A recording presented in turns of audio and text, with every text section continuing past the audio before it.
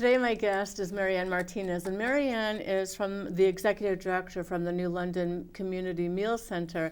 And Marianne has been with this position for the last year. I want to talk to her about her journey, how she got here, the importance of food security for one thing, and the important work that she does. The New London Community Meal Center serves between 120, 150 meals every single day, and the food is delicious. It's fresh fruits and vegetables that are chopped, and I had the opportunity to meet Marianne the other day. So Marianne, thank you for being here, and welcome. Stories worth telling. Thank you to Kate and to your audience for having me here today. It's a real pleasure to have this time to talk with you. Well, I'm just thrilled. So history, how did you get to the New London Meal Center? I know it was kind of a circuitous route, I believe, if Right. I'm not mistaken. Absolutely. Yeah, this is a long story. I'll try and make it as quick as possible. No, Rush. We have half an hour. And I like how you talk about seed to plate. You know, it's about planting the food and then growing the food and then having the food available as much as possible that is fresh farm produce. So, well, absolutely. And that's really how I ended up at the Meal Center. I grew up in Groton, Connecticut, graduated from St. Bernard's High School. I'm not going to tell you what year. Oh, wow. I didn't realize that. St. Bernard's. Yes. And immediately after I graduated, for lack of better words, I hit the road and really been all over the place. And in that journey, I started off really, I wanted to work in forestry, or, I had a real affinity for books as a kid, so I thought, well, maybe I'll be a librarian, but I didn't really know what I wanted to do. Ended up going to boot camp to be in the Air Force Reserve. Really? I didn't know that. I'm learning all kinds of things here today. The details, what's important about that is I ended up in Colorado for a while, fell in love and was with someone.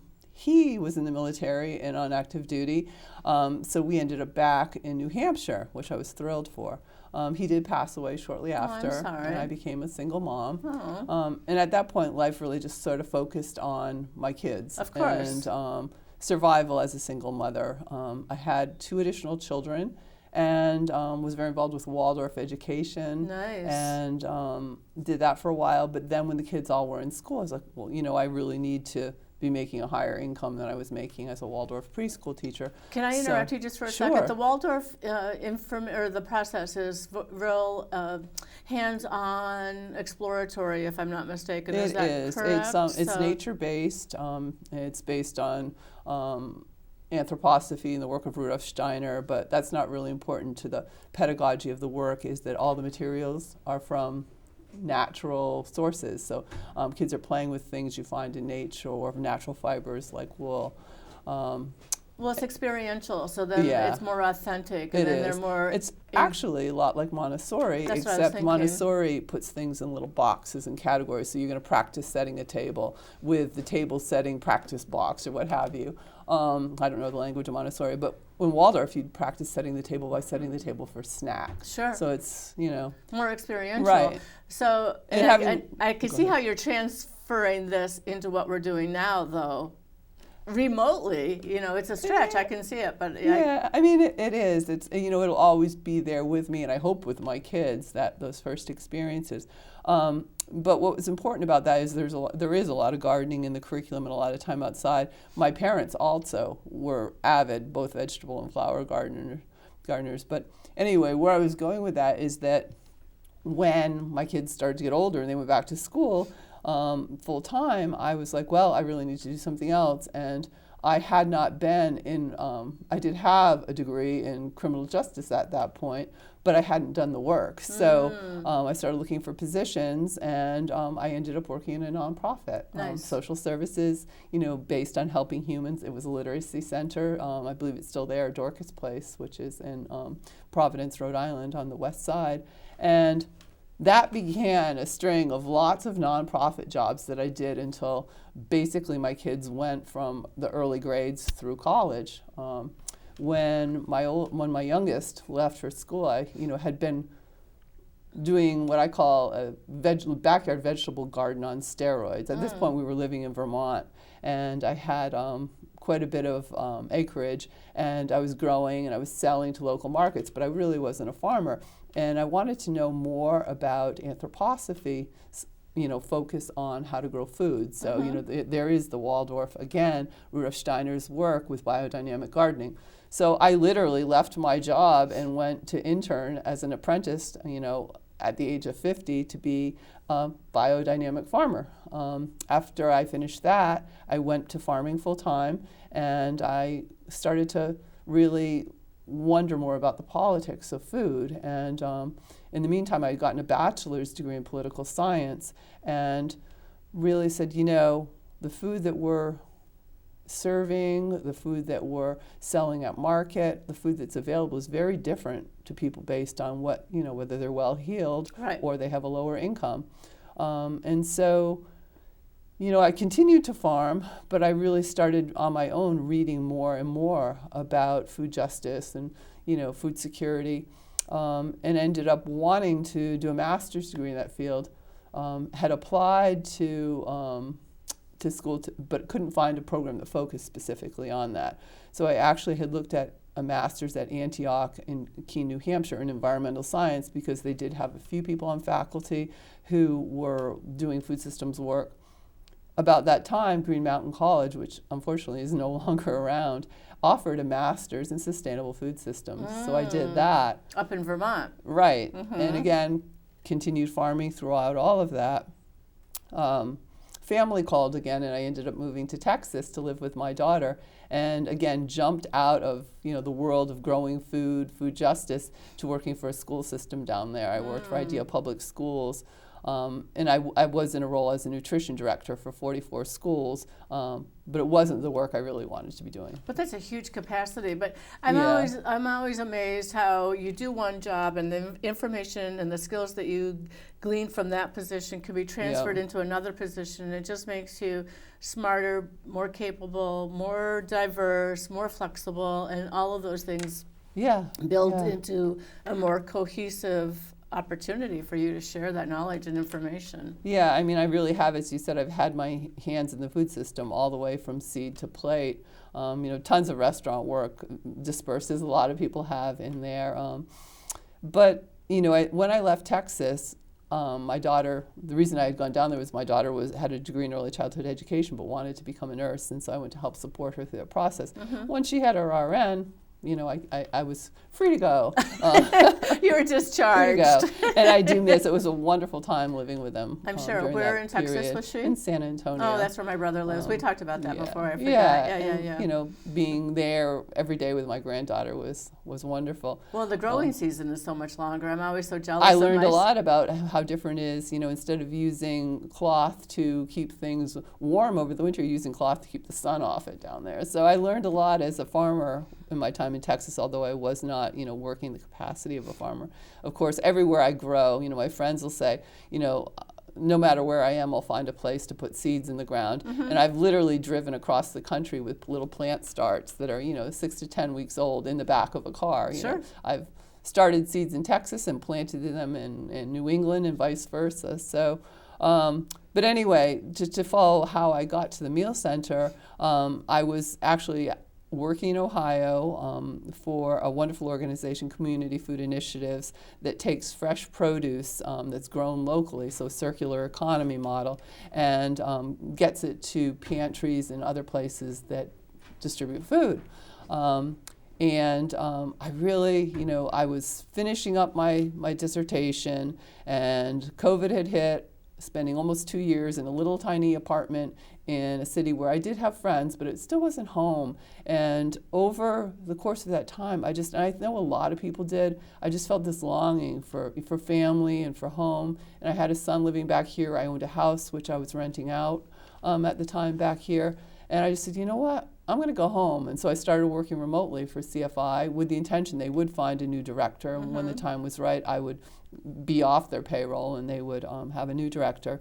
And I wanted to find something back here. And, I saw a posting for the meal center, applied for it, nothing happened. I thought, oh, they filled the position. Looked at a few other things, and I won't say the names. Was interviewed by a few other organizations in the area, almost made the decision to accept one of their proposals, and heard from the meal center, say, Linda, Berard, the president, called. She said, "Are you still interested in the position? We're interviewing people." And I said, "Well, yeah, I definitely am." Nice.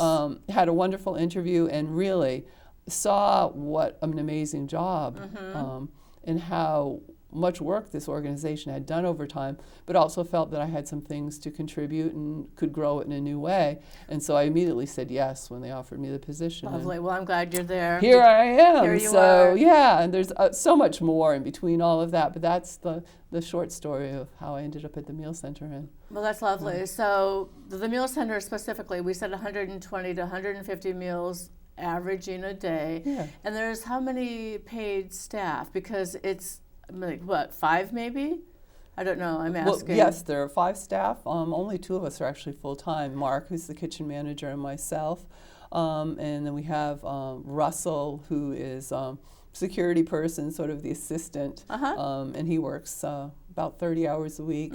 Oscar, who does all our cleaning, maintenance, and really, he's a jack of all trades as far as taking care of things. He also works about the same. And then a part-time bookkeeper. But that's it. The rest of everything that happens, all those meals that are served, all the wonderful things that happen are volunteer. And how many days, volunteers, do you have any idea, like how many volunteer hours you average a month? Or? Well, volunteer hours I couldn't say without actually looking at the sheet, but we have close to 300 volunteers. Volunteer application forms and registration forms, not so many, because the history of the volunteer, we have people that have volunteered there since the Meal Center, practically since the Meal Center started 40 years ago. So, they're... So you have people who have been coming for a lot. For 40. Well, I just talked to a woman the other day. She's been volunteering regularly at the Meal Center for 18 years. Amazing. So, yeah, some of them have been there long before the volunteer application forms were. So. Wow, amazing. And then they're changing a lot, too. We'll have... volunteers like yourself who come during and help during the day, the lunch meal. Those folks tend to be weekly volunteers. They have their Thursday or their Tuesday, and they come. And sometimes they're not there because they've gone away, but they're on sort of a weekly cycle. Versus our monthly volunteers, who are churches and civic organizations, and they have a set day. So they're every third Thursday or every second Monday, and their group structure will change from time to time. Especially during COVID, because a lot of our volunteers are, 65 or even 70 plus. There was hesitation to come out during COVID. So we did see a few younger people stepping in, and Judy Mann, the volunteer coordinator, she patched groups together to hold us through. Nice. That's another thing that was so interesting about the Meal Center and happened way before my time, was that nimble shift during COVID to doing takeout meals. They never missed a meal. So provided meals all through, but moved to a model where they were doing takeout and to go. We've now moved back to, not 100%, but almost 100%. It's so expensive, that packaging. And I know restaurants really took a hit with that, where the packaging for each particular one, I don't know, it's probably $1 for each box. Well, and also the socialization that happens with not just the patrons who come in to eat. I mean, that's super important that they get to sit and have meals with their friends, but also, for volunteers and staff, that communication and that togetherness with the people is so important. And so that was kind of missing from. It was more like just feeding people with the takeout. Now we're back to being a community meal It feels center. like a community there, too, with the artwork on the wall, and there's a number of portraits, and the portraits of the 2 glorious women who started the Meal Center is there in the Meal Center. So there's a lot of really good work that's going on. Lucille Smith and Lori Ballinger. Right.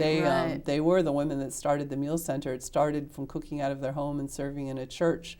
I don't remember the date the building was purchased from them. I think it was, I know the Meal Center incorporated in 1985, so I think the purchase may have happened around that time, but don't quote me on that, anybody. No. Well, and I know that you coordinated with Ledge Light, too, so that people who work in the kitchen and are regular volunteers got a certificate so that they would know safe food handling practices and kind of have that instruction. Some of the churches had actually undertaken that themselves because they serve food at other events, but we did offer a training in the fall, and it was pretty well attended. Well attended that I had to keep running upstairs in the library and copying the handouts as people came in. But yeah, Ledge Light was great. They've been really supportive of making sure everything is good. And I just have to say too, a guy that comes and does our pest control. We're on a regular schedule so that we don't have pests. He's not coming to eradicate, he's coming to prevent. Right. He came into my office one day and said, I've been in a lot of kitchens. I'm even in some 4-star kitchens, and this is the cleanest kitchen I've ever seen. So that was a really nice compliment to hear, which I quickly passed on to the board and to Mark and Oscar, because they're responsible for that. Really nice, yeah. No, and people work really hard when they're in there, and they try to cooperate as much as you possibly can, and you learn some basic techniques and skills, I think, when you're in there. So it's a really good opportunity. Well, the Meal Center is a really good example of, it takes a whole village, because, if you took out one piece of the equation, the funders, the volunteers, it wouldn't work. But it has been working for like 40 some odd years. It's amazing. It's just really such a gift to all the people in the community. And I'm sure that the town really appreciates the work then and the contributions that you're making for the people that come in, our guests. Think so. Yeah. So what are some dreams that you have? Because sometimes I know that we have some young people come in, and we've seen some younger people. We had some volunteers from Mitchell College the other day, and I asked them when they were there, do you help your mom or dad in the kitchen at home? And they really were not very adept, is the best way to put it, at knowing pretty much very much about anything that we needed to get done. So what are some ideas, like culinary experiences? Have you explored that at all? Is that something that you've thought about, or is that down the road too much? Yeah, I mean, one project that we have that kind of fits in with that model, everything we do is focused on, feeding people, or now, since I've been there, really starting to begin to address the root causes of hunger and food insecurity.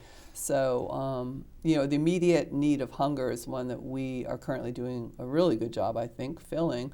But there are a couple of venues that I'd like to look into how I feel, we could do a better job overall and even be a bigger part of the community. And that is working towards trying to collaborate and work with more local farms. And one of those is Stone Barns and the Yellow Farmhouse in Stonington, which is also an education center. Nice. And they've written a grant. I don't know if we'll receive the funding to preserve the harvest, and part of that project would be having young people who are part of the, I guess it's an internship they have. Eric is the educator that works with them to plant things, harvest them, and then come to the meal center to work with community members in preserving them. So we have lots of storage space. They're thinking of a lot of fermentation and things like that, and possibly canning. And so, using the kitchen, we have 2 weekends per month where we're not serving a meal there, that we can use the kitchen for other things. What do our guests do on those 2 weekends per month? There are other organizations, and again, this is way before my time because I haven't been there quite a year. I think that schedule was derived from the fact that there were other organizations that provide meals on those days. So, in New London, and there are other organizations in Groton and other places that do meals, and of course up in Norwich as well. They have a very nice setup at St. Vincent de Paul's. So anyway, that idea is one that we haven't quite figured out what it's going to look like. But perhaps. Yeah, but that would be one. The other is that as far as doing something new or different is, with my background in research and knowledge of food equity, I realized, I don't know, quite soon after I arrived, that the demographic that was coming in to eat wasn't necessarily the one that was most at risk for hunger and food insecurity. Because if you look at the numbers nationally, and even in Connecticut, it's women and children of color that are those that are most often going to go hungry. Yet, this is a generalization. If you look at our statistics of who we're feeding, it's mostly white middle-aged men that are coming in. That's not to say that that's all that's eating at the meal center, certainly not, but that's the highest percentage of our demographic right now. So, I asked myself, how can we reach this population?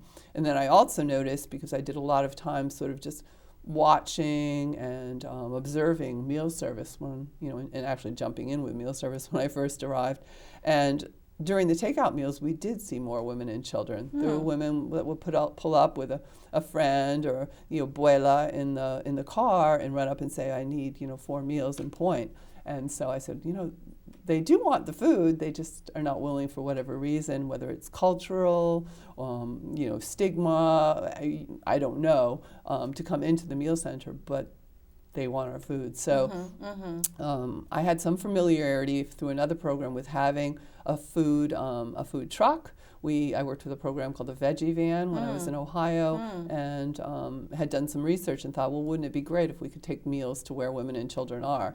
So we did recently receive funding through ARPA funds through the city to start a project where, first we'll solicit information from places where women and children are, daycare centers and other social service organizations, saying, what would you like? And our plan is to be able to have at least one day a week, one meal to start, and then work our way up, meals that are available for women or anyone really, but that's my target audience, to pick up at a location other than the meal center. And just came out of a meeting 2 days ago with a statewide group, and there was a lot of enthusiasm around that area. So I think I'll have lots of colleagues and partners to help me with sort of thinking what this model will look like. I love that. And that just really sounds like it's going to be... Yeah, I mean, that's the one amazing thing about New London is the Social Services Network and the Health Improvement Collaborative, and there's just so many opportunities to brainstorm with colleagues and to really, use everyone's knowledge together. And that's unique to anywhere I've ever been. So, that's really good. I would say New London is a little big city, and it really is. There's just so much here. I mean, I think New London is grossly underestimated. Oh, absolutely. The architecture is amazing. There's so much culture with the Gard Art Center and the museums that we have. It's just really a lovely place. And we have 2 universities, so and that offers all kinds of opportunities for different events and things. And so and then we have the water and the shoreline. And I would just I can't remember the name of the initiative, meeting with 2 people who are doing some consultant work, not for us, but for another organization, and they are from the Hartford area, and they were just oohing and awing, and it wasn't even a nice day about the waterfront, and they could see, the sailing ship that's out there now, and well, there's nothing like the 4th of July when you can, or the 14th of July, because we celebrate late around Bastille Day, where you can see the fireworks, the Gucci brothers do their work here on the water. Well, that's what I was saying. They weren't even seeing New London at its best. It was a cloudy, kind of rainy day, and they were like, wow. So, well, and I just saw a double rainbow, so what do you think about that? Exactly. And I had to disappoint them and say, I live on the other side of the river. Oh, well, hey, it's beautiful over there, too. Now, in Fresh New London, you mentioned something, I think, at one point that perhaps that would be something that you could collaborate with? Oh, yeah, we are collaborating through the ARPA grant with them right now. Our project, the Nourishing Networks Project, which is basically a 4-series workshop where we talk about the root causes of hunger. And I'm going to be co-facilitating with their, I think just had a new title change, Julie Garay, who is their food justice, I think, coordinator maybe. Sorry, Julie, I think I've got your title wrong, but so we're going to be working together. Well, it's just good work, I don't know. I'm excited, too, to work with somebody really young, so I think we're going to be a great facilitation team because, she's just barely 20 and I'm on the other side of the spectrum, so well, it's nice. You can pass the baton and she can be so enthused. Well, I don't know about passing the baton. She is super smart and she's really knows her food system. Well, together we're better, right?